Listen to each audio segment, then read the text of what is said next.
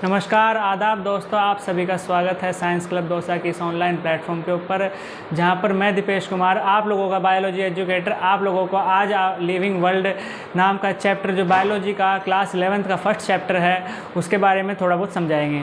तो सबसे पहले हम लिविंग वर्ल्ड स्टार्ट करने से पहले हम जानते हैं कि लिविंग वर्ल्ड के अंदर जो बायोलॉजी होती है वो बायोलॉजी के अंदर होता क्या है।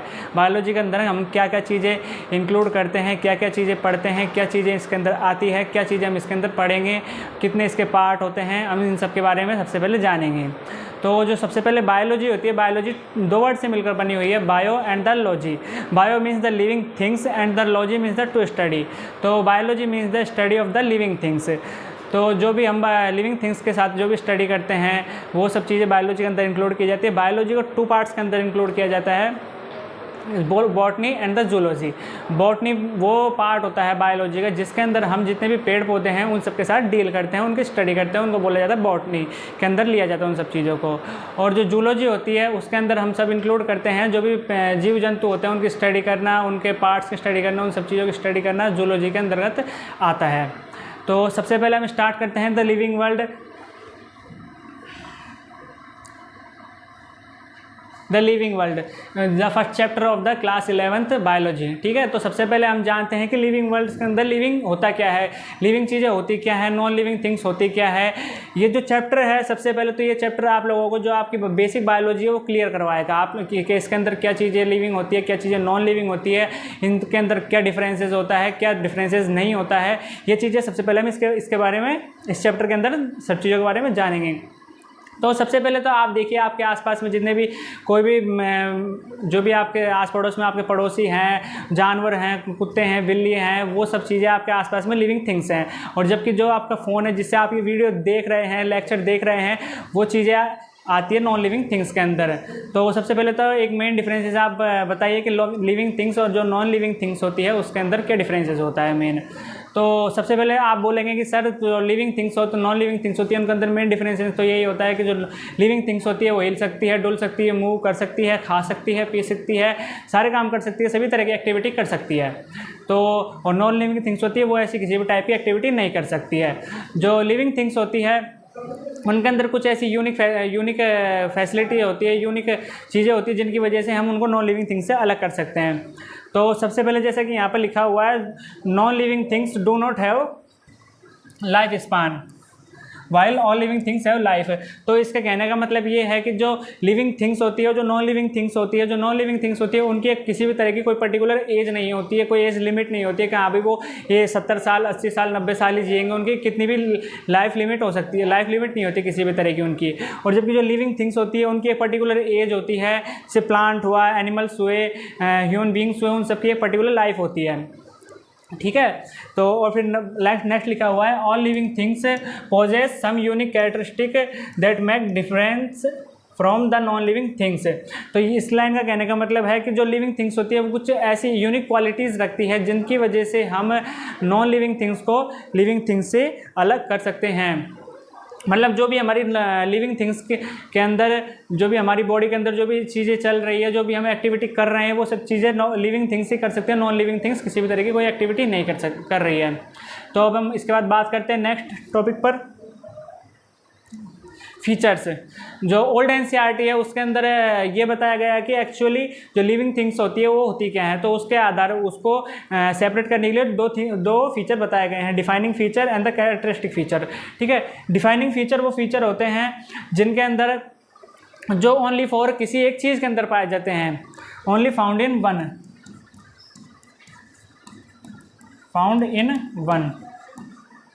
एक से यहाँ पर मतलब है, एक के अंदर पाने का मतलब है या तो लिविंग थिंग्स के अंदर या फिर नॉन लिविंग थिंग्स कहता है। लेकिन मेनली जो एनसीईआरटी कहती है वो मानी गई है कि ये मिलेंगे ओनली फॉर लिविंग थिंग्स के अंदर, लिविंग थिंग्स के अंदर, वो भी without any exception, without any exception. यानी जो डिफाइनिंग जो भी फीचर्स होते हैं जो पर्टिकुलर ओनली फॉर एक लिविंग थिंग्स के अंदर पाए जाएंगे बिना किसी एक्सेप्शन के। तो इनका किसी भी तरह कोई अपवाद नहीं होगा कि लिविंग थिंग्स के जैसे वर्क कर रहे हैं, नॉन लिविंग थिंग्स के जैसे वर्क कर रहे हैं। और जबकि जो कैरेक्टरिस्टिक फीचर होते हैं वो पाए जाते हैं दोनों के अंदर, found in both living and non living. ठीक है, ये कैरेक्टरिस्टिक जो फीचर होते हैं वो दोनों के अंदर पाए जाते हैं, लिविंग के अंदर भी और नॉन लिविंग थिंग के अंदर भी। ठीक है, अब नेक्स्ट टॉपिक पर हम सबसे पहले बात करते हैं, नेक्स्ट टॉपिक पर चलते हैं। कैरेक्टरिस्टिक जो कैरेक्टरिस्टिक होता है कि उनके अंदर कौन कौन सी चीज़ें होती है जिससे हम उनको अलग कर सकते हैं लिविंग थिंग्स को नॉन लिविंग थिंग्स से। तो सबसे पहला तो जो पॉइंट आता है वो आता है ग्रोथ का, सेकंड आता है रिप्रोडक्शन का,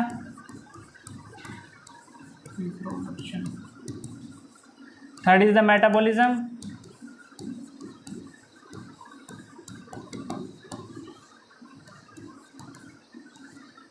the fourth is the consciousness।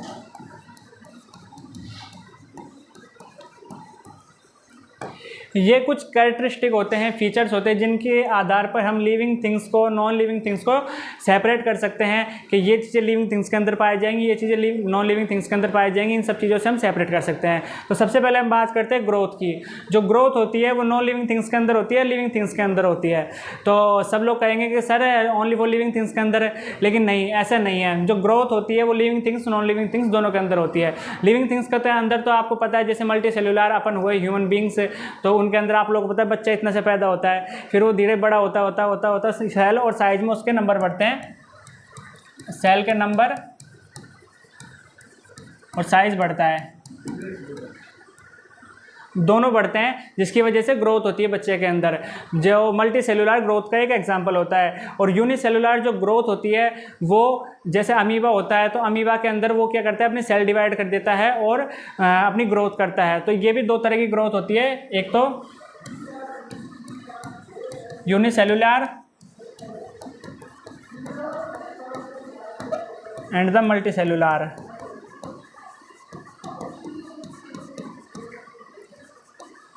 अब आप बोलोगे कि सर आपने बता दिया कि यूनिसेलुलर मल्टी सेलुलर में होता है, आपने यूँ भी बोला था कि नॉन लिविंग थिंग्स के अंदर भी ग्रोथ होती है। तो नॉन लिविंग थिंग्स के अंदर ग्रोथ कैसे होती है ये आप बताइए।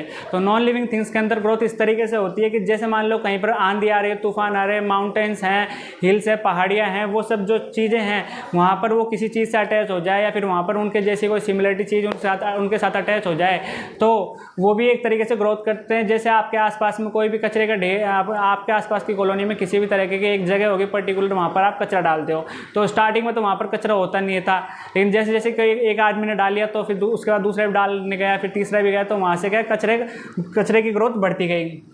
तो इस तरीके से ये लिविंग थिंग्स के अंदर भी और नॉन लिविंग थिंग्स के अंदर भी ग्रोथ पाई जाती है। ठीक है, तो अब हम बात करते हैं जो ग्रोथ होती है वो एक डिफाइनिंग फीचर है या फिर कैरेक्टरिस्टिक फीचर है। जो ग्रोथ होती है वो एक डिफाइनिंग फीचर ना होकर के कैरेक्टरिस्टिक फीचर होता है, क्योंकि जो डिफाइनिंग फीचर है वो अब अपन ने क्या बताया था कि डिफाइनिंग जो फीचर होता है वो ओनली फॉर लिविंग थिंग्स के अंदर पाया जाता है विदाउट एनी एक्सेप्शन, यानी ओनली फॉर लिविंग थिंग्स में पाया जाएगा जिसमें भी किसी तरह का कोई एक्सेप्शन नहीं होगा। तो इसलिए ग्रोथ जो होता है लिविंग और नॉन लिविंग दोनों के अंदर पाया जा रहा है, तो ये ओनली फॉर डिफाइनिंग फीचर का रूप नहीं होकर के एक कैरेक्टरिस्टिक फीचर होता है। ठीक है, इसी तरह से हम बात करते हैं कि रिप्रोडक्शन की। रिप्रोडक्शन क्या होता है? रिप्रोडक्शन का मतलब होता है, सबसे पहले तो प्रोडक्शन की बात करते हैं कि प्रोडक्शन का मतलब होता है बनना, और री का मतलब दोबारा बनना, मतलब जैसे कि रीओपन, रिमाइंड करना किसी भी चीज़ को, तो उसी तरीके से हमको किसी भी चीज़ को दोबारा प्रोड्यूस करना है, तो यानी उसकी जैसी कॉपी तैयार करना,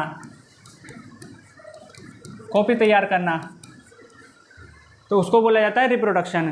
तो जो रिप्रोडक्शन होता है वो भी दो तरीके का होता है, सेक्सुअली और एसेक्सुअली। वो भी दो चीज़ों के अंदर, रिप्रोडक्शन भी दो तरीके का होता है, यूनिसेलुलर में अलग और मल्टी सेलुलर में अलग।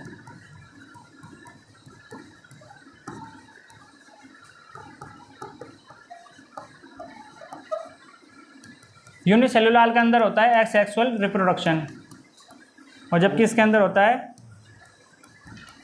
Sexual reproduction. तो अब आप बोलोगे कि एसेक्सुअल और सेक्सुअल में क्या डिफरेंसेस है? हाँ भाई, ए का डिफरेंसेस है, तो बिल्कुल सही जवाब है कि ए का मतलब अगर बायोलॉजी में किसी भी चीज़ के आगे ए आ जाता है तो उसका मतलब होता है एब्सेंट। तो asexual means the absent of the fertilisation. Fertilisation का मतलब होता है कि जो कोई गैमेट्स है इसके अंदर जो फर्टिलाइजेशन में जो गैमेट्स जुड़ते हैं फिर जायगोट का प्रोडक्शन होता है, तो वो इसमें किसी भी तरह का नहीं होता है, एब्सेंट होता है इसमें फर्टिलाइजेशन। तो यहाँ पर जो गैमेट्स हो सकते हैं, जो एनसीईआरटी की बुक है वो बोलती है कि गैमेट्स इसमें हो भी सकते हैं और नहीं भी हो सकते हैं, तो हम इसमें सही का टिक भी करेंगे, गलत का टिक करेंगे, ठीक है। और जबकि जो सेक्सुअल रिप्रोडक्शन होता है इसके अंदर जो गैमेट्स होते हैं वो पाए जाते हैं और फर्टिलाइजेशन प्रेजेंट होता है। जो फर्टिलाइजेशन प्रेजेंट होगा तो इसमें गैमेट्स होंगे, गैमेट्स जुड़ेंगे और जाइगोट का प्रोडक्शन करेंगे, ठीक है। तो ये हो गई रिप्रोडक्शन की बात। अब आप रिप्रोडक्शन की भी पूछोगे कि ये एक डिफाइनिंग फीचर है या फिर कैरेक्टरिस्टिक फीचर है, तो रिप्रोडक्शन भी एक तरीके का डिफाइनिंग फीचर ना होकर के कैरेक्टरिस्टिक फीचर है। अब आप बोलोगे कि सर ये तो ओनली फॉर लिविंग थिंग्स के अंदर पाया जा रहा है, नॉन लिविंग थिंग्स के अंदर तो पाई नहीं रहा। यहाँ पे जैसे नॉन लिविंग थिंग्स में आपने बात करी कि अब जैसे मेरे पास ये पेन है, अब ये पेन को मैंने रात भर छोड़ दिया, अब इसमें बिना किसी कोई फर्टिलाइजेशन नहीं होगा तो ये सुबह इसकी कोई दूसरी कॉपी तैयार नहीं होगी, तो ये हो गया नॉन लिविंग थिंग्स के अंदर। तो आप बोलोगे कि नॉन लिविंग थिंग्स में तो ऐसा कुछ हुआ ही नहीं, इसकी कोई कॉपी तैयार नहीं हुई, तो आप किस तरीके से बता रहे हो कि ये डिफाइनिंग फीचर ना होकर कैरेक्टरिस्टिक फीचर है? तो ये इस तरीके से कैरेक्टरिस्टिक फीचर है कि रिप्रोडक्शन के अंदर जो भी आपने देखे होंगे कि जो इनफर्टाइल ह्यूमन होते हैं, खच्चर होते हैं, म्यूल्स होते हैं, जो वर्कर बीज होती है, वो सब चीज़ें भी वो सब जो चीज़ें होती है वो सब चीज़ें भी इनके अंदर इंक्लूड की जाती है, तो वो एक एक्सेप्शन होता है। तो जबकि डिफाइनिंग फीचर का क्या डेफिनेशन थी कि जो डिफाइनिंग फीचर के अंदर वो चीज़ इंक्लूड की जाती है, वो लिविंग चीज़ इंक्लूड की जाती है जो विदाउट एनी एक्सेप्शन प्रेजेंट हो किसी भी लिविंग थिंग्स के अंदर। तो ये सब चीज़ें इसके अंदर जो है एक्सेप्शन पाया गया कि जो भी आपके म्यूल्स हुए, वर्कर बीज हुई, ये सब चीज़ें इसके एक्सेप्शन है, तो इसकी वजह से ये भी एक कैरेक्टरिस्टिक फीचर है, कैरेक्टरिस्टिक फीचर है, ये भी कैरेक्टरिस्टिक फीचर है आपका। अब बात करते हैं मेटाबॉलिज्म की। Next characteristic of the living being is the metabolism. Metabolism का मतलब होता है कि जो भी आपकी बॉडी के अंदर रिएक्शन चल रही है, तो उसके अंदर जो भी आपकी बॉडी में केमिकल रिएक्शन हो रही है वो सब चीज़ें मेटाबॉलिज्म के अंदर इंक्लूड की जाती है। तो आप बोलोगे मैं केमिकल रिएक्शन कैसे चल रही है? आप कोई केमिस्ट्री की लैब हो, आप कोई केमिस्ट्री के पेरोक्साइड हो, क्या कोई आप एंजाइम हो जिसकी वजह से आपकी बॉडी में केमिकल रिएक्शन चल रही है? नहीं भाई, ऐसा कुछ भी नहीं है। मेटाबॉलिज्म का मतलब होता है जो भी केमिकल रिएक्शन आपकी बॉडी में हो रही है, जिनकी वजह से जैसे अपन ने खाना खाया तो जिससे अपन को एनर्जी मिलती है, वो सब जो भी एंजाम होता है वो सब ओनली फॉर ये मेटाबॉलिज्म प्रोसेस की वजह से होता है। अब मेटाबॉलिज्म जो होता है वो भी दो टाइप का होता है।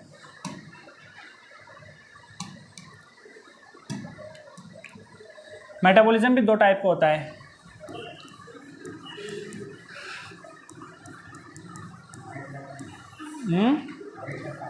वाइट कोई दिक्कत नहीं है। मेटाबॉलिज्म भी दो टाइप का होता है, एक तो आपका कैटाबॉलिक, एक दूसरा होता है एनाबॉलिक। एनाबॉलिक जो होता है ये बिल्डिंग रिएक्शन होती है, बिल्डअप रिएक्शन, और जो कैटाबॉलिक होती है वो क्या होती है? ब्रेक डाउन रिएक्शन होती है, ठीक है। RX मीन्स द रिएक्शन, ठीक है। तो anabolic means the build up reaction का मतलब होता है ये ऐसी चीज़ें आएंगी इनके अंदर जो किसी चीज़ का निर्माण कर रही है, कोई चीज़ें बना रही है। जैसे मान लो अपन ने जो अपना पेड़ पौधा हुआ तो उनको अपन ने पानी दिया, ऑक्सीजन दिया, जल दिया और CO2 वगैरह दी, तो उन सब से वो क्या कर रहे हैं? क्या नाम से ग्लूकोज बना रहे हैं, स्टार्च से ग्लूकोज बना रहे हैं और सब चीज़ें कर रहे हैं, तो वो सब चीज़ें एनाबॉलिक रिएक्शन के अंदर आएगी। जबकि जो भी कैटाबॉलिक रिएक्शन होती है उनके अंदर जो भी चीज़ें हैं वो सब ब्रेक डाउन होंगी। तो जैसे मान लो आपने कोई भी आपकी सेल है उसके अंदर आपने कोई भी खाना खाया, ग्लूकोज लिया, फैट लिया, प्रोटीन लिया, कुछ भी लिया, तो वो अपने जो बड़े बड़े फॉर्म में है तो उन सबको सबसे पहले क्या होगा? कैटाबॉलिक रिएक्शन में जाएंगे वो, और सबसे पहले छोटे छोटे मॉलिक्यूल्स के अंदर टूटेंगे और छोटे छोटे मॉलिक्यूल्स में टूटने के बाद वो अपने ब्लड के अंदर एब्जॉर्ब हो जाएंगे और ब्रेक डाउन हो जाएंगे। तो ये आती है कैटाबॉलिक रिएक्शन के अंदर, ठीक है। नेक्स्ट हम बात करते हैं कॉन्शियसनेस। कॉन्शियसनेस क्या होती है? कॉन्शियसनेस का मतलब होता है रेस्पॉन्ड टू स्टिमुलाई।